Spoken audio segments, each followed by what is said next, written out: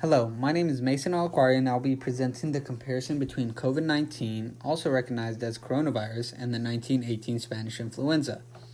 I will also be discussing why several individuals argue against the enforcement of quarantine during today's pandemic.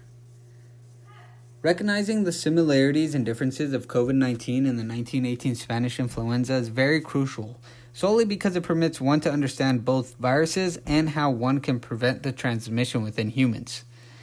Over the past years, there have been several viruses around the world, many of which are treatable and individuals are capable to recover from. The term virus has been misinterpreted by many individuals around the world. The term virus is more than an infectious pathogen that remains in a living cell. A virus is determined through many living cells and organisms that the pathogen holds. The controversial issue we see today is that many people are becoming immensely ill due to COVID-19. As we can see, this is very similar to the Spanish influenza pandemic.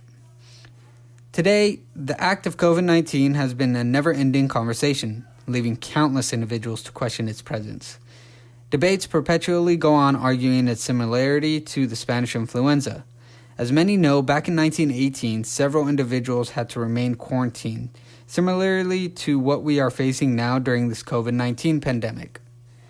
Consequently, people had to wear face masks publicly because it remained extremely contagious. The controversial issue we see today is that numerous individuals are becoming immensely ill due to the virus, which can ultimately be fatal. COVID-19, being a newly discovered virus in 2019, has caused a worldwide pandemic, leaving the population to decline similar to the Spanish influenza. One common ground both viruses encountered was being a newly discovered virus. Nonetheless, they faced many differences such as the presence in each era. During 1918, there was not sufficient technology to concede what type of virus they were dealing with. Now, there are proper amenities and access to technology that allows testing of the virus and possible vaccines available. Today, the United States has enforced all Americans to remain quarantined in their homes until further notice. With individuals being required to remain at home, it has signified quite a few pros.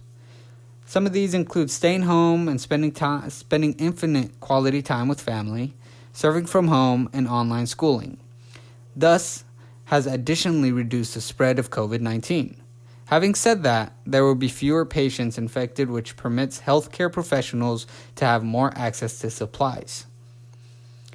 Although quarantine has brought more families together and shed stress from students by allowing classes to be entirely online, it has affected countless individuals solely by laying them off due to the enforcement of quarantine.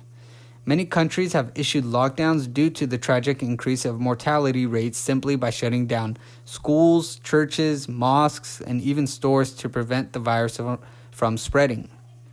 This has ultimately caused businesses to close and cause unemployment for numerous individuals. Families are currently struggling to pay bills and feed their families without a job. All things considered, it is crucial for everyone to understand what type of virus we are dealing with and be very cautious by washing our hands, covering our nose and mouth, avoiding close contact, and self-isolating.